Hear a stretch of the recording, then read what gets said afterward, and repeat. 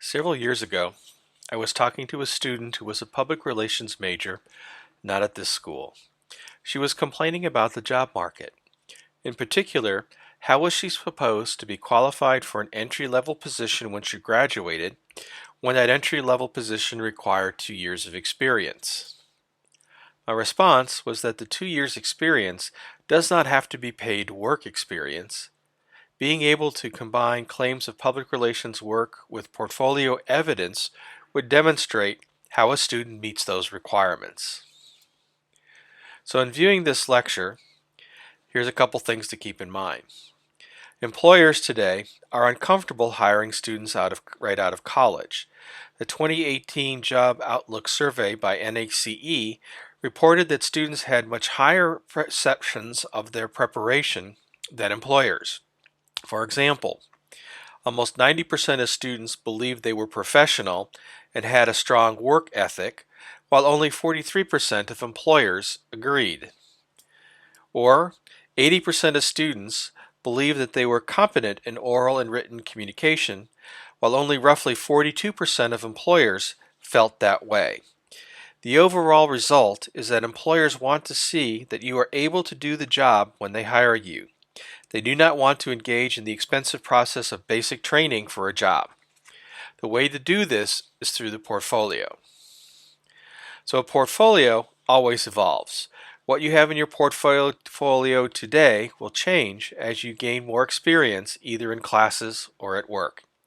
The reason we talk about a portfolio in one of the first classes you take as a communication major is because we want you to develop it over time.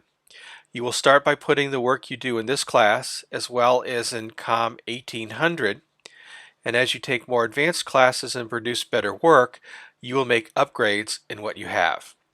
The key is that you will have a portfolio developed by the time you graduate and will be able to show an employer that you are prepared to enter the workforce. So we're going to cover the following in this lecture. We're going to describe the contents and design of a good portfolio, and then we're going to focus on how to create a portfolio using the product Portfolium. So one of the most important effects a portfolio does is it takes all of your experiences and organizes them into a meaningful document for employers. So one of the questions we get is, what should be in a portfolio? I'm often asked this question as I talk about this subject. Based on your coursework and the types of assignments you will complete as a communication major, you should have many of the following items. For example, under writing, items like press releases, feature stories, campaign proposals, and newsletter. Under design, flyers, brochures, posters, web pages, information graphics. Under presentations, you should have recorded presentations, electronic visual aids, print visual aids, and other audio and video materials. You should have projects, so the materials from a program you planned, promoted, and executed. You should demonstrate project planning, meeting management, project management. You should have awards, honors, and certificates, and any evidence of specialized training. And finally, include any kind of memberships and affiliations. For a good portfolio, you need to think about the following items. First, it needs to be easy to navigate. Second, you need to support the claims you make in the resume. So when you talk about having designed an advertising campaign, the portfolio ought to have the advertising campaign in it. It needs to be artistic, reflecting the ability to organize and communicate information. It needs to be in a format that reflects the work. No more than 10 individual projects, although projects may have more than one item or demonstrate more than one competency. Reflect skills that are expected in the position. The artist statements describe the project requirements or goals. If they're class projects, what did you do in the project? And finally, if it's a group project, what technology did you use in the project? And finally, what was the impact of the work that you had completed? So let's take a look at a sample portfolio design in Portfolium. Portfolium is the online format that the university is adopting for general use. Before we begin with our technical comments, I have included a link to each of the articles referenced in this lecture, and I have embedded them in the presentation. If you are having difficulty viewing the examples or tutorials, then I would suggest that you pause the video and access the links directly outside of the PowerPoint presentation. So here's an example of a portfolio using Portfolium. We will get into the details about how to design the portfolio in a few minutes.